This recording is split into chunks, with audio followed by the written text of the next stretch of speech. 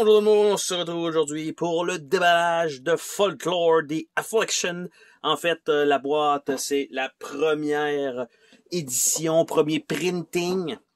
Et ce que ça donne, ça a l'air à peu près de ça ici. C'est une très grosse boîte. Quelques plateaux, qui est un jeu d'aventure ayant un petit peu une partie RPG à tout ça, avec un livre et une grosse mission à faire, des side quests, on visite des villages, on achète des armes, on a des champs de bataille avec des objectifs secondaires. Donc on a quand même, je pense, pas mal de contenu et on ouvre la boîte ensemble aujourd'hui. Donc nous avons une bonne boîte de carton. Nous avons ici un petit papier comme ça, donc qui indique chaque figurine. Je m'attendais à avoir des standees et donc ce sera des figurines. Donc ça c'est bien d'avoir ça sur le dessus. Au moins on sait que c'est ça qui est c'est leur endroit. Donc ça c'est cool. Donc chacune des figurines, on va commencer par ça dans Guide là. Donc on a ici un personnage féminin avec la genre de dague. C'est quand même pas si mal, pas trop de détails sur la robe, mais bon. Après ça, nous avons un genre de personnage Simon Belmont de Castlevania avec le fouet. Nous avons ici un personnage avec un pic à glace qui ressemble un petit peu à Robin des Bois, je trouve, mais avec le pic à glace. Après ça, nous avons un genre de prêtre monk avec la petite, pas la lanterne, mais bref, vous voyez un peu le genre de personnage. Nous avons après ça clairement un genre de guerrier épée et arbalète. Très cool comme personnage avec l'étui d'épée en arrière sur le dos. Et nous avons comme dernier personnage, si le personnage peut s'en venir ici, nous avons une demoiselle avec la lanterne. Nous avons par la suite, ce qui est probablement ici un prêtre déchu, qui ressemble un peu à Sadler dans Resident Evil 4. Nous avons les genres de loups-garous ici, ce qui est probablement le cas. Donc, quelques traces de colle, bien sûr, un peu partout. Donc, ça ici. Nous avons, là, ici, une gargouille. Nous avons un arbre. Quand même cool comme design. On voit clairement, par contre, les traces de moulage et là où ça a été collé. Nous avons ici un squelette. Nous avons ici probablement plus des morts vivants, malgré qu'un squelette c'est pas mal un mort vivant, mais plus des ghouls, mettons. Nous avons ici le même genre de personnage, mais avec une faucille. Donc, ça comme ça. Nous avons ici des personnages un peu en train de se transformer, en fait. Désolé. Nous avons ici des zombies avec des genres de tentacules voyons, de pelouse, d'arbres, de racines. Et on voit qu'il était attaché par le cou, en fait. Ce qui est quand même bien. Nous avons ici probablement des genres de sirènes, succubus. Là, nous avons ici probablement des vampires. Et nous avons 3 loups. Donc quand même, pas mal de figurines. Je ne sais pas s'il y a un deuxième tray. On regarde ça ensemble. Est-ce qu'on a un deuxième tray en dessous? En fait, non. C'est une boîte de carton bien pleine. Donc, il doit contenir le reste du contenu, fort probablement. J'essaie de nous sortir ça sans tout exploser. Parce que là, vous allez devoir sortir ça à chaque fois. Et là, ce qu'il faut savoir, c'est que vous avez ici, là, c'est pas tout à fait collé à 100%. Donc, à chaque fois que vous allez essayer de lever le tray, ça va toujours accrocher. Même chose ici, même chose ici. Donc, vous allez fort probablement briser votre boîte rapidement. Parce que là, j'essaie de sortir le plus droit possible et ça accroche en bas à gauche. Puis, je suis pas capable de passer les coins de la boîte tous en même temps. Et voilà. Allez, et c'est tout. Donc, pas certain que ça va tenir l'épreuve du temps. À l'intérieur de ça, c'est une grosse boîte qui s'ouvre à l'avant. Comme ceci. Évidemment, je suis en train de tout déchirer. Bravo. Donc, et ce qu'on a là-dedans, c'est tous les cartons, les trays, tous les trucs. Fait que peut-être que, en fait, on pourrait mettre le tray en plastique dans le fond de la boîte et mettre tout ça par-dessus et jeter cette boîte de carton-là. Et on a quand même beaucoup de contenu. Vous voyez le nombre de cartes qu'il y a là. Donc, on va faire sortir tout ça, je pense, d'un coup. Ça va être plus simple. Et voilà. Ah, il reste encore des choses là-dedans. Et voilà. Donc là, la boîte, elle est effectivement vide. Je vais mettre ça de côté. Nous avons ici des grands plateaux en petits cartons. Nous avons ici un plateau, ce qui semble être un petit peu plus grand, qui est, je crois, la map. Effectivement, donc la map sur laquelle on va se promener. Donc, ça a l'air de ça ici. C'est une map plus en long, que elle n'est pas carrée, vraiment rectangulaire, celle-là. Et en fait, on va se déplacer à différents endroits. Et quand on va arriver à faire des batailles, ben, en fait, on va sortir ces plateaux-là. On va les regarder ensemble maintenant. Donc, il y en a quand même un bon nombre qui sont fort probablement recto-verso. Donc, nous avons aussi genre de fermette, chapelle avec un puits. Et de l'autre côté, nous avons ici comme l'arrivée à une genre de crypte ou château. Ce sont des champs de bataille avec des carrés. Pour l'instant, je vois pas vraiment qu'est-ce qui est obstacle, qu'est-ce qui l'est pas. Ici, probablement que c'est clairement un obstacle. On peut pas passer à travers de la clôture, ce qui serait logique. Par la suite, on a ici un genre de caverne avec peut-être une entrée de temple. Et de l'autre côté, c'est clairement une forêt avec un seul et unique chemin pour se rendre de l'autre côté. C'est marqué le Forest Path. On a donc une clairière dans la forêt. Et de l'autre côté, on a un passage souterrain dans la roche. Nous avons le grand hall avec le genre de trône. Et de l'autre côté, nous avons la chapelle. Nous avons par la suite une route ouverte, ce qui fait du sens. Et de l'autre côté, le laboratoire de l'alchimiste. Donc on s'entend qu'on va avoir certaines batailles, je pense, intéressantes. Après ça, nous avons une route à un building. Et de l'autre côté, nous avons les marais. Par la suite, nous avons un endroit où il y a des rochers, tout simplement. Et nous avons une tombe. Ou un tombeau, plus. Nous avons une tombe circulaire, ou un tombeau circulaire. Quand même très cool comme design. Et nous avons un donjon, plutôt classique. Par la suite, nous avons le monde des morts, le monde des esprits. Et de l'autre côté, nous avons le dessus de la tour. Et le dernier qui est le bas du château. Et nous avons des tunnels, donc encore une fois, des cavernes. Donc, bien sûr, c'est sûr que si vous reliez tout ça, ben, en fait, on peut pas tout relier ensemble, mais quand on arrive à certains endroits, il va y avoir des batailles à faire, ils vont vous dire, sortez tel plateau, mettez-le en jeu, placez votre figurine à tel endroit, placez tel ennemi à tel endroit, et c'est comme ça que ça va se passer. Donc, ceci étant fait. Nous avons ici un livre de règles, donc le livre de règles, quand même plutôt en fait, de bonne facture, une belle qualité d'impression. On voit le matériel, il y a beaucoup de matériel. Évidemment, c'est un genre de RPG avec beaucoup de choses dans le jeu, beaucoup de statuts, beaucoup de trucs que vous allez devoir prendre en note. Donc, tout ça. Et là, vous avez les awards.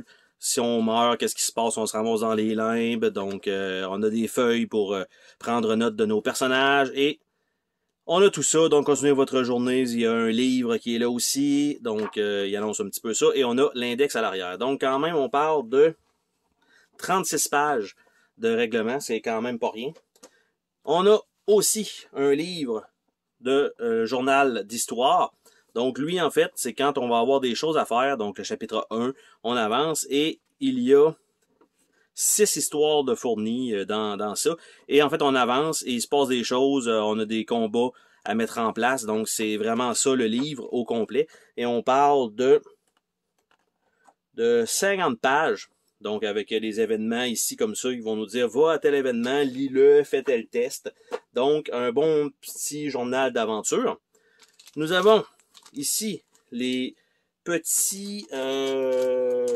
on va dire, feuillets de personnages, parce que ça, c'est un peu différent de ce qu'on a d'habitude. C'est des cartons pliés en deux. Et en fait, ce sont les personnages. Donc, par exemple, l'arcaniste, donc avec la dague, on doit choisir un focus qui va avoir deux types d'habilités. Après ça, on a l'arbre de compétences, donc à l'arrière, qui est quand même très, très, très complexe. Ben, complet plutôt. On a les habiletés de départ, donc qu'on a là. On a notre équipement de départ et on a des choses qu'on peut acheter en supplément à certains endroits ou qu'on peut trouver, bref. Donc, on a ça en supplément pour chacun des personnages. Donc, on a ça pour chacun.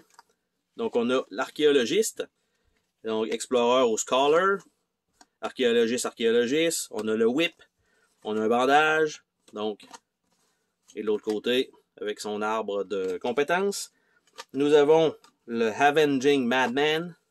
Donc, probablement que c'est ça. Lui, c'est un vengeur, fait qu'il veut juste varger dans le tas. On a Savage ou Avengers. On a ça ici. Donc, les trucs supplémentaires que lui peut faire. Et même chose, un arbre de compétences unique à lui. Donc, parce que vous allez gagner des points d'expérience que vous allez prendre en note sur des feuilles. Par la suite, nous avons l'exorciseur. Donc, sanctifier ou bannir. Donc, nous avons ça ici avec des prières. Nous avons ces endroits spéciaux pour lui. Nous avons la télépathe. Donc, même chose avec... sont tous différents. Ça, c'est quand même très cool. Parce que si vous jouez, par exemple, en solo, ben chaque partie, même si vous refaites la même histoire, vous allez avoir quand même, d'un, possiblement des événements différents qui vont se passer. Oui, la trame scénaristique va être sensiblement la même par chapitre. Mais en plus, les personnages, ben, dépendant de où vous allez aller, vous allez avoir des choses différentes. Nous avons des feuilles de punch, donc qui sont, ma foi, quand même relativement épaisses et pliées en deux. Donc, en arrière, c'est pratiquement juste du texte. Donc, on a là, et en fait, c'est les effets qui sont de ce côté-là, en grande partie. Donc, avec des spawns et tout ça.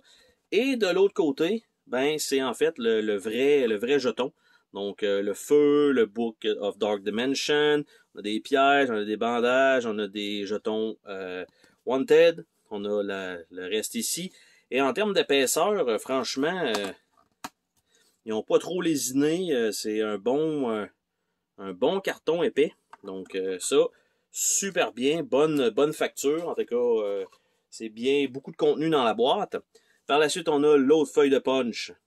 Ici, avec un paquet de bandages, des potions, avec des jetons là, et avec des pieux, et de l'autre côté, des jetons attaque, des jetons avec ça, ici ça a l'air d'être possiblement du poison, on a des boucliers qui sont pas nécessairement centrés, je sais pas si c'est voulu, donc on a ça, et de l'autre côté, pour qu'on puisse voir la totalité de ça, allez, pour le texte, donc beaucoup de texte quand même, pour ceux qui ne... Du moins, je pense qu'il existe une version francisée, puis quand je dis francisée, c'est quelqu'un qui a décidé de tout traduire. Je me rappelle pas s'il y a une version réellement française, mais pour ceux qui veulent acheter le jeu en version anglaise et qui connaissent pas beaucoup l'anglais, je pense que c'est pas un jeu pour vous.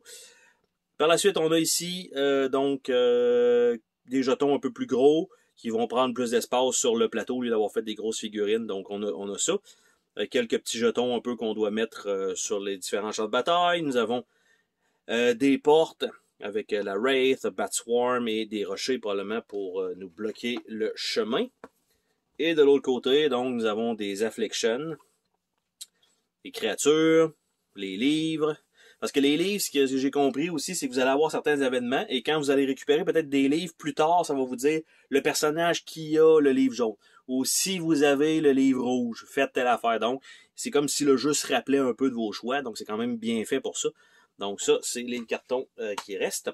Nous avons ici deux des 10. Ouais, ça ressemble pas mal à ça. 2 des 10 noirs qui ne sont pas dans le sac.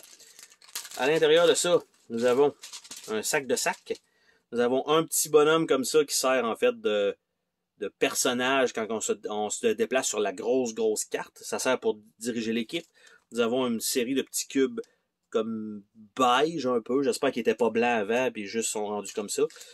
Quelques bases, donc pour les portes et tout ça. Donc on a ça ici. Et on a un restant de dés. Donc un des 2 des 6. On a 2 autres des 10 blancs. On a 2 des 10 rouges. On a 2 des 4. Et on a 2 des 100. Parce qu'en fait, le jeu, de la manière qui fonctionne, c'est que vous allez lancer un des 10, si je ne me trompe pas, et un des 100, et vous allez additionner donc les deux ensemble pour donner des plus gros résultats. Donc, plutôt que ce soit des résultats donc sur 10, ça va être des résultats sur 100, ce qu'on voit plutôt rarement dans les jeux. Souvent, c'est plus, mettons, des D20. Nous avons ici quelques petites cartes pour marquer les dégâts pour les personnages. Donc, Bottom Foe Tracker. Bottom Foe Tracker rouge. Donc, on a des mauves et rouges. Après ça, on a Right Foe Tracker. Top Foe Tracker. Left Foe Tracker. Donc, on a ça. Après ça, on a les Vita Tracker. Puis Power Ghost Point Tracker. Donc, ça, sont tous pareils, probablement recto-verso, parce que chaque personnage va avoir les deux ensemble pour avoir des points de pouvoir et des points de vitalité. Donc là, par contre, comme vous avez pu voir, il n'y a rien dans toute dans tout le jeu qui vous permet de traquer là-dessus. Vous avez vu, là, les dés, ça fait pas de sens, malgré que ça va jusqu'à 20. Donc, ça pourrait être un D20 qui sont pas fournis. Puis ici, ben 36, il n'y a pas de D36 qui existe. Ben, probablement, là, mais du moins, ils sont pas fournis nécessairement. Donc, je pense pas utiliser ça parce que c'est pas assez. Donc, il manque une façon, là, pour l'instant, rapidement, là, je vais dire, de marquer nos points de vie. Je sais que j'ai vu des gens utiliser des trombones, ce qui risque pas d'arriver, mais je vais regarder rapidement dans le livre d'instructions, voir qu'est-ce qu'ils nous disent avec ça, parce que je suis quand même curieux qu'ils nous indiquent de prendre ça. Donc, C1, c'est bel et bien des faux Vita Tracker, puis un Vital Power, ça, il y en a 10. Mais, choisir un personnage, setup the point count correct number, ok, mais ils nous disent vraiment pas quoi prendre pour marquer sur ces jetons-là. Ça, c'est n'importe quoi. Ça, sérieusement, là, au moins une petite clip de plastique, quelque chose, là, on n'a rien. On a un bon paquet de cartes. On a un autre paquet de cartes ici. Et nous avons ici, sensiblement, les personnages. Et en fait, les personnages, j'allais dire, c'est plutôt les ennemis, en fait. Nous avons... c'est à peu près ça, effectivement. Donc, nous avons... Oh, ok, ils sont recto-verso. Nous avons, par exemple, la swarm de chauve-souris. Et de l'autre côté, nous avons la même chose, mais en squirmish. Ou en je sais pas quoi, mais on a ça. Après ça, le dark oak.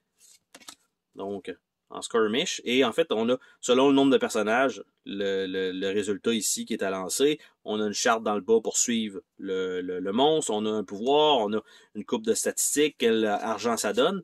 Après ça, on a Decaying Dead. Donc, on a ça. Flesh Eating Ghoul.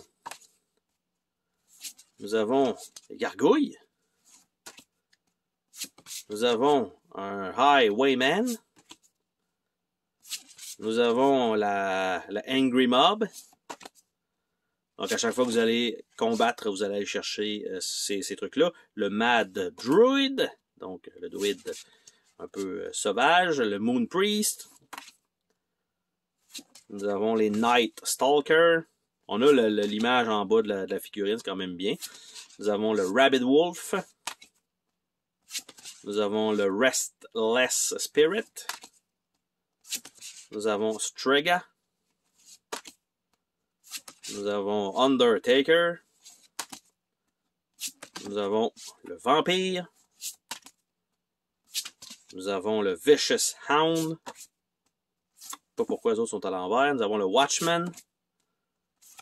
Nous avons le Werewolf. Nous avons le Blood Priest. Nous avons Bruja. Nous avons le Imp. Ah, ça fait quand même pas mal d'ennemis différents. Là. Nous avons le Infested. Nous avons Nekuratu.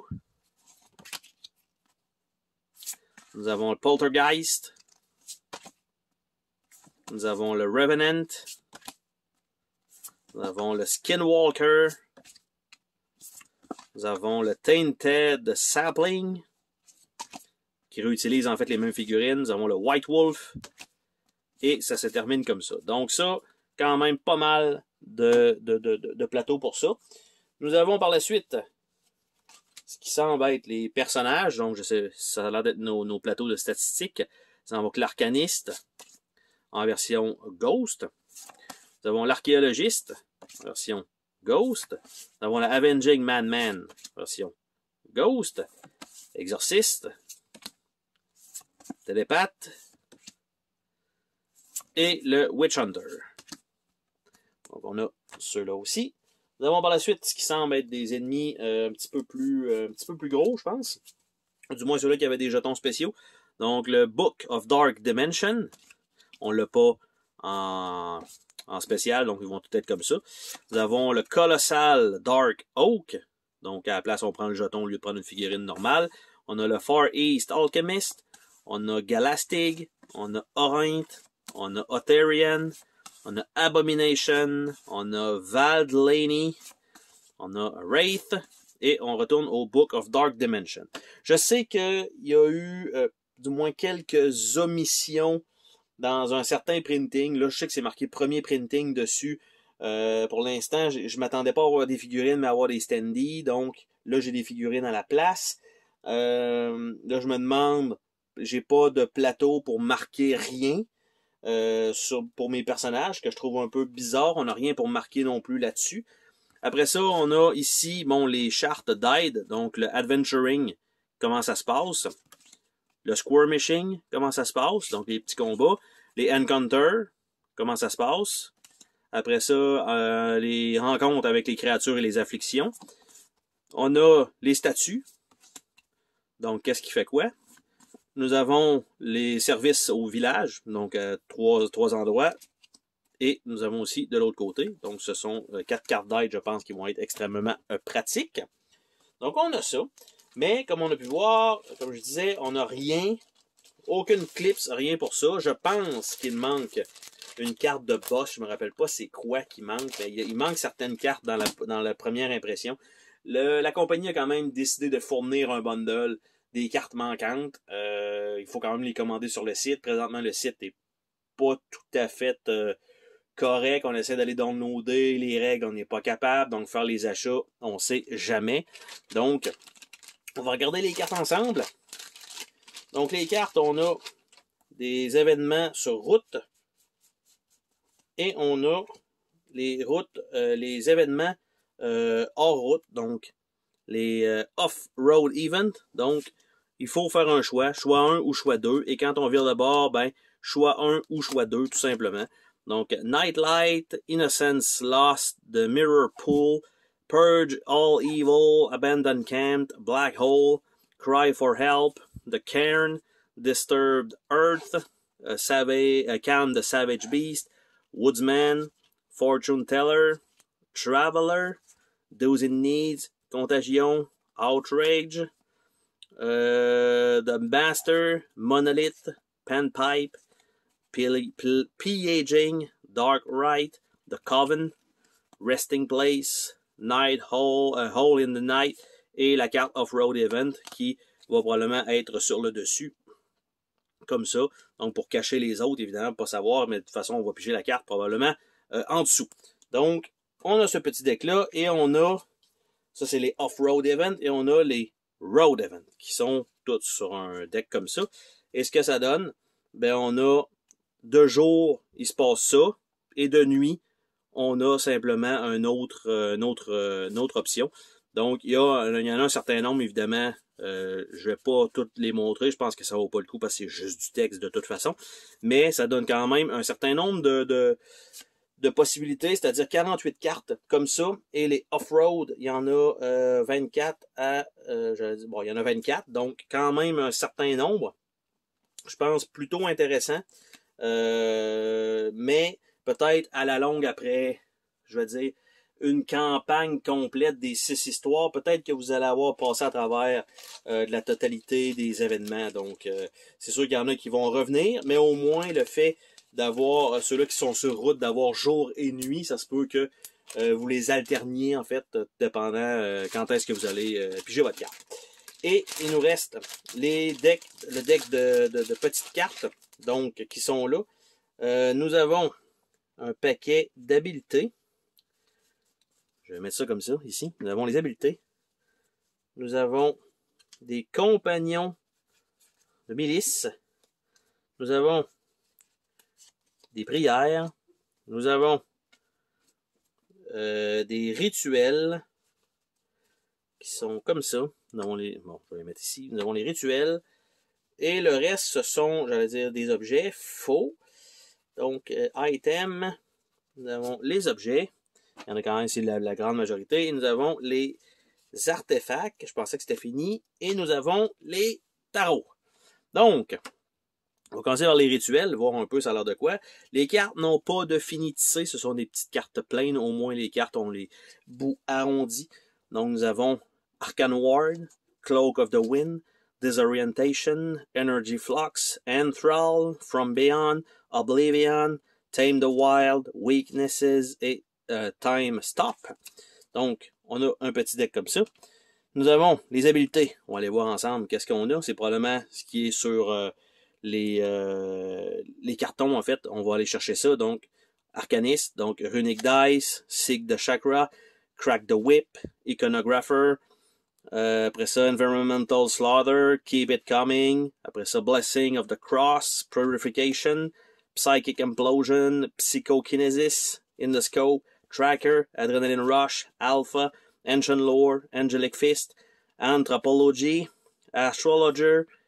Après ça, bon, là, on est dans les mythos normales. Après ça, Bandolero, Boomstick, Ignite the Wicked, Call Upon Cthulhu, Charm, Trumper, Circle of Protection, Cleansing, ou Cleansing. Après ça, Dispel Right, Emotive Telepathy, Enfleshment, Essence of Fee, Extended Mind, Foe's Bane, Frontal Lobotomy, Halo, In Command, Morphic Resonance, Nature Call, Neural Oscillation, Newfound Strength, Psychic Surgery, Punishment, Quantum Telepathy, Raging Throw, Relic Finder, Restitution, Righteous Smite, Rosetta Stone, Runic Encasement, Sanctify, Savage, Scourge, Sensory Leakage, Shrug It Off, Sixth Sense, Snare Finder, Spirit of Vengeance, Strength of 10, Thick Skin,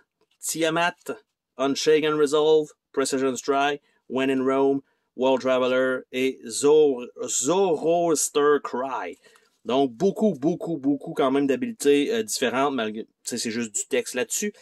Nous avons les cartes de tarot, donc qui ont l'air ici de ça. Donc, l'ermite, nous avons le chariot, nous avons Death, The Hangman, Judgment, The Empress, Wheel of Fortune, The Fool. Les compagnons, donc nous avons les animaux et nous avons la milice. Donc, nous avons Former, nous avons le Minstrel, Mystique, Priest, Soldier, Thinker, Townsman, Vagabond, Stickman. Nous avons Cobra, Dove, Drake, Golden Canary, Hound, Mare, Mustang et Snowhowl. Nous avons les prières. Donc, ici, Banishment, qui est plus pour le personnage qui correspond à ça. Je me rappelle pas, là, mais il y a un personnage qui correspond à ça. L'Exorcist. Exorcist Havel, Boundless Faith, From the Brink, Healing Surge, Heaven's Light, Holy Crusade, Out of Body, Purify Body, Soul Cleanse. Les artefacts sont probablement les meilleurs objets, je suppose. Donc là, on a des images. Ancient Agricola, Bracer of the Kabbalist, Burial Cloak, Elixir of Life, Green Light Amulet, Heart of Thorn, Wishmaker, Magnum Opus et Ring of Moonlight. Et il nous reste la liste des objets pour terminer ce déballage.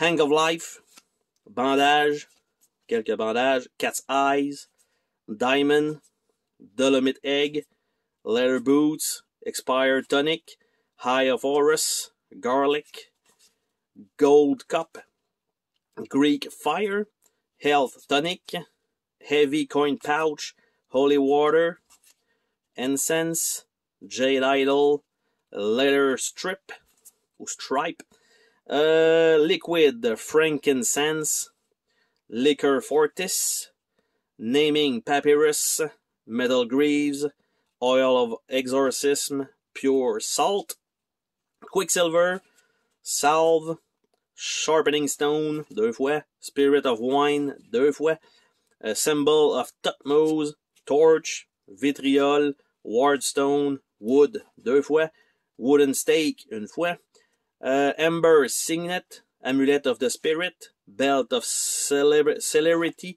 Belt of Intensity, Caltrop, Compass, Eagle Totem Headgear, Fitted Glove, Horseshoe, Inertial Accelerator, Medallion of Power, Missile of the Marksman, Ring of Ruse, Talisman Against Evil, Talisman of Vim, Ziguria Crystal, Wooden Shield, Aegan Round, Amulet of Alacrity, Chain Vest, Night Shield, Leather Arm Guard, Leather Headgear, Medal of the Lion, Ritual Scarab, Spartan Helmet, Steel Cuirass, Studded Cuirass, Weather Cloak, Adze,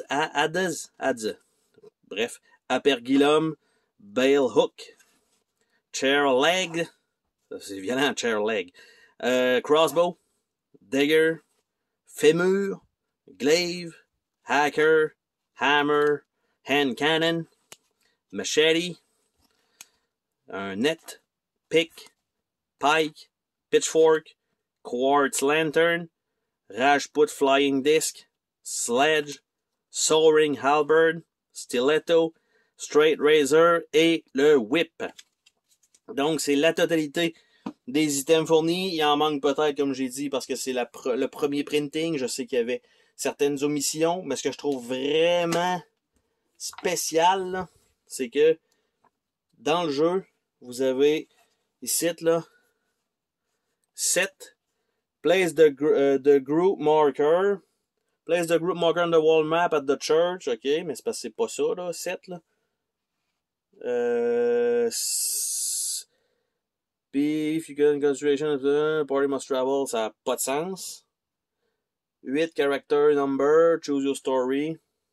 Make no sense. Ça fait pas de sens. C'est pas 7, là, c'est pas placer le groupe marqueur. Placer le groupe marqueur, c'est 8. OK. Puis 8, change character number. Choose your story. Choose the story you wish to play. Player should start with everything changed. Start a new session, record sheet. Mais là, ils sont comme... J'en ai pas, moi, de ça, là. J'en ai pas de fourni, là. Est-ce qu'on a ça là-dedans? La dernière page, peut-être? Ça, ici. J'ai besoin de ça, là. Each character should have a sheet. Ouais, je veux bien, mais... J'en ai pas de fourni. Donc, record sheet. Ici. This rulebook contains photocopiable character and campaign record sheet. On peut aussi les downloader. Donc, c'est pas fourni. Ah, et voilà. Donc, elles sont là. Il faut soi-même ces photocopier pour pouvoir en avoir. Donc, ça, plutôt dommage, mais très RPG-esque. Mais par contre, ça ne nous empêche pas qu'on n'a pas de tracker pour ça. Même si on pourrait mettre des petits cubes dessus, je pense que ça pourrait faire le travail. Malgré que ça va quand même bouger un peu, on s'entend. Mais, bref, mieux que rien. Donc, sur ça, on se dit à la prochaine pour une autre vidéo. Salut tout le monde!